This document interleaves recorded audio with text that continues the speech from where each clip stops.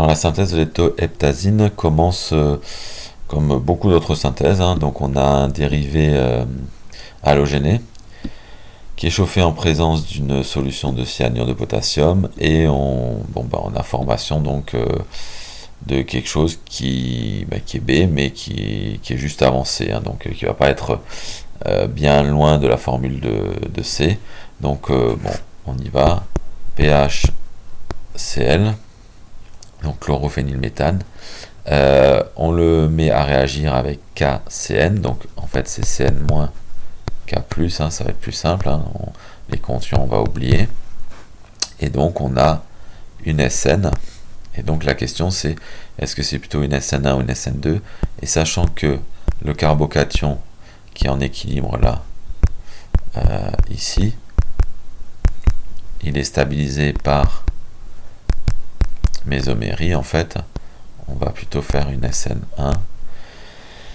Donc il va nous rester Cl-K+, qui va être le sel X, le dérivé minéral là dont on parle, donc KCl, ça c'est le minéral dont il parle, et on récupère la molécule B qui ressemble beaucoup à C, sauf que on n'a pas encore enlevé le H ici, d'accord, ça c'est la molécule B, et donc cette molécule B, on va justement la mettre en présence d'une base forte pour arracher le H en alpha d'un groupe attracteur, enfin même de deux groupes attracteurs, puisqu'on a à la fois le phényl et le CN qui vont stabiliser la base conjuguée, et donc qui vont justifier donc l'acidité du H en alpha. Donc ça c'est très classique, hein, on prend donc la base, hein, donc ici c'est l'amidure, on cherche le H en alpha, on le récupère là, enfin on récupère donc la base conjuguée, et donc on justifie la stabilisation de la base conjuguée par conjugaison, donc d'un côté, mais également de l'autre, puisqu'on peut également conjuguer côté phényl. Voilà, donc ça je vous laisse faire. En tout cas, ce qui est sûr, c'est que la base conjuguée, donc C, est largement stabilisée, ce qui va permettre de récupérer un nucléophile. Et ce nucléophile, on le fait réagir avec le dérivé D, qui est ici, donc qui dispose justement d'un bon groupe partant, et donc on va simplement pouvoir faire pareil, une SN, alors là ça va être une SN2 puisque le dérivé halogéné est primaire et qu'il n'y a aucune stabilisation d'un éventuel carbocation. Donc la SN va être une SN2, alors je vais la marquer en bas parce qu'avec mes gros doigts on ne voit pas sinon trop d'où ça part, et je vais effacer un peu le tableau. Donc j'ai recopié C et D, donc je pars du doublet non liant, et je vais sur le carbone qui porte l'halogène pour faire donc la SN2. Et donc on va se récupérer le composé E. Alors je vais essayer de faire de la géométrie un peu mieux que ça. Attendez. Donc CN. Là, on va donc créer la liaison carbone-carbone. Je vais la noter en rouge. Donc la liaison carbone-carbone, c'est avec ce doublet-là. Et on la crée donc à ce niveau-là. Et donc on va comme ça obtenir le composé E avec donc on ne perd pas les carbones qui suivent. On en a, donc nous on a fixé ici, hein, donc il y en a encore un à côté. Voilà. Donc ce carbone et donc l'azote qui est fixé comme ceci. Voilà. On va faire une géométrie un peu plus AX3, voilà, ce sera plus joli comme ça. Et donc ça c'est le composé E, d'accord. On avait 1, 2 carbone, on a toujours 1, 2 ici, et on a créé la liaison entre ce carbone là, qui était entre justement qui était le fameux carbone en alpha, les groupes attracteurs, et donc on doit avoir le compte. On peut vérifier, hein, C12 N2. Alors N2, on a bien les 2 N et les 6 carbones dans le phényl. 6, 7, 8, 9, 10, 11, 12. D'accord. C12 H16 N2 a le même nombre d'insaturations que C12 H14. à comparer à 24, donc on doit avoir 10, 5, qu'est-ce que j'ai dit, je vais reprendre, donc C12, H16N2, ça a le même nombre d'insaturations que C12, H14, qu'il faut comparer à C12, H2N plus 2, donc 24, 26, donc 26 moins 14, ça nous fait 12, 12 divisé par 2, 6 insaturations. 6 insaturations, on est bon, on en a 4 dans le phényl, hein, et 2 dans la triple liaison CN. Voilà, donc la formule est bonne, puisqu'on a le bon nombre de carbone, le bon nombre d'azote et les hydrogènes, on les trouve en comptant les insaturations, plutôt que compter un à un les hydrogènes. Voilà, donc on a E. E est à nouveau traité par l'amidure, donc à nouveau une base, et ça tombe bien parce qu'on a toujours un H en alpha ici, hein. Toujours en alpha, ça changerait, on en avait en fait 2 au départ, hein, il nous en reste un, toujours en alpha les 2 groupes attracteurs, donc toujours les 2 mêmes effets, et on le fait réagir cette fois-ci avec le 1-bromo-chloropropane.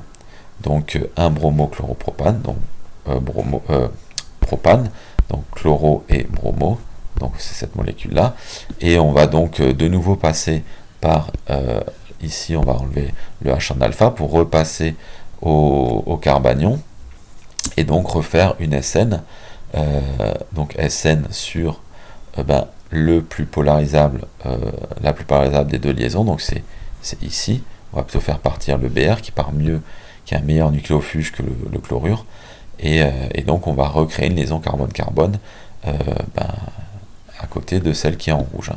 Donc quand on fait ça, on va se retrouver avec la molécule suivante. Alors pareil, je vais nettoyer un peu le tableau avant. Voilà, donc je vais passer à sa base conjuguée, donc avec l'amidure. Hein. Donc on va se récupérer donc pH CN N et ici le carbanion. Ce carbanion donc qui va pouvoir effectuer une succion nucléophile sur le dérivé bromé qu'on ajoute, hein, et donc on va avoir cette fois-ci création d'une liaison carbone à côté, création d'une liaison carbone-carbone ici, et donc on va obtenir comme molécule, alors on va pas se tromper, à nouveau CN, et donc 1, 2, 3 et Cl. Donc la liaison carbone-carbone, c'est celle qui est cette fois-ci que je vais marquer en vert. Voilà, ici, à ce niveau-là, qu'on a créé. On garde les 3 carbones à côté. Voilà, donc ça c'est le composé F, si je ne m'abuse pas. Oui, F. Voilà.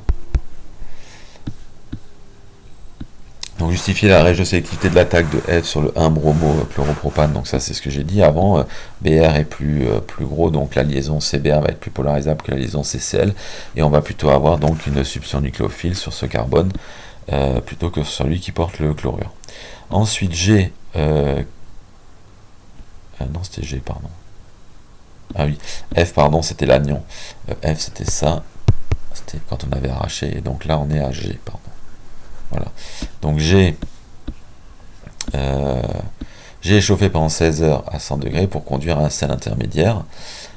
Puis le chauffage libère du chlorométhane, etc.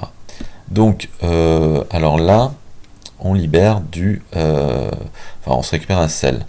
Donc, le chlorure ici, là, on a toujours un bon groupe partant, sauf que là, le nucléophile, on va le chercher justement avec l'azote, et on va faire une réaction intramoléculaire, donc pareil, une SN2, mais intramoléculaire, et donc on va obtenir comme ça une molécule cyclique. Alors il faut bien compter le nombre d'atomes qu'on va avoir, même si on a une petite idée de la réponse, puisque quand on regarde la molécule finale, on voit qu'elle a un cycle à 7 avec 1, 2, 3, 4, 5, 6 carbone et un azote. D'accord, donc on vérifie qu'on a bien les 6 carbones. 6 carbones, 1, 2, 3, 4, 5, 6 et l'azote. Donc en fait, on va quasiment avoir la même molécule que ça, sauf qu'ici on aura un CN à la place, et ici on aura encore le deuxième méthyle, hein, puisqu'on a 2 groupes méthyle. Donc pareil, je vais nettoyer un peu le tableau, et je vous fais la molécule H. voilà, le sel intermédiaire. Donc la molécule H, je m'inspire de la molécule d'étoheptazine.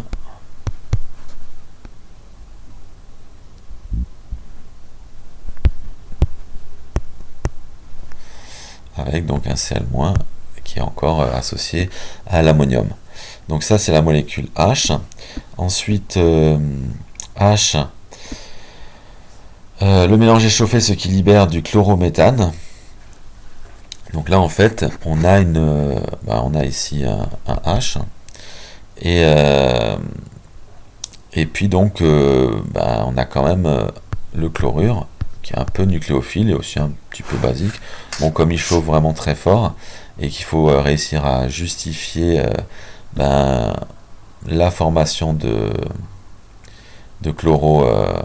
chlorométhane, en fait on va faire une SN avec donc le chlorure qui va attaquer ce carbone là et qui va expulser en fait ce doublet là. Donc ici on a 3H, pardon. Donc ça va constituer donc le chlorométhane et on a ce doublet là que j'ai marqué qui va se retrouver donc sur l'azote. Donc la molécule qu'on va obtenir à nouveau, elle va être très proche de l'étoheptazine. Donc là on obtient via une SN2. Alors c'est un peu original parce que la SN2 c'est le chlorure qui attaque un carbone qui est relié à un groupe relativement bon partant, l'ammonium, et donc on obtient comme ça un cycle à 7, alors que je ne me trompe pas en le faisant.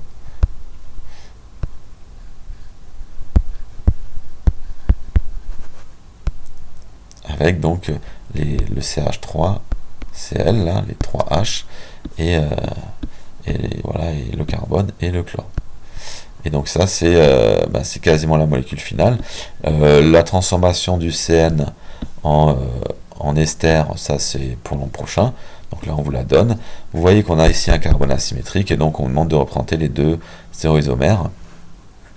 Alors bon, je vais en représenter qu'un seul, hein.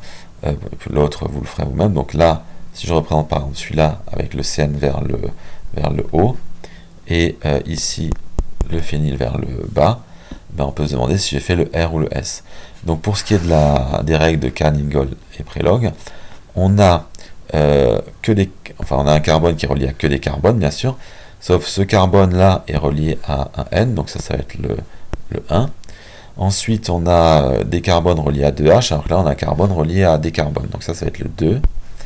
Là on a C, là on a C, N, donc un peu plus loin, donc celui-là il est plus loin, le N, donc ça va être le 4, et là, ça va être le 3.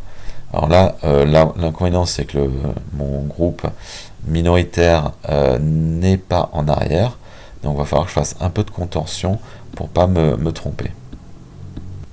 Voilà, donc selon moi, ce carbone devrait être S. Voilà, donc si vous inversez le CN et le pH, vous obtenez le R.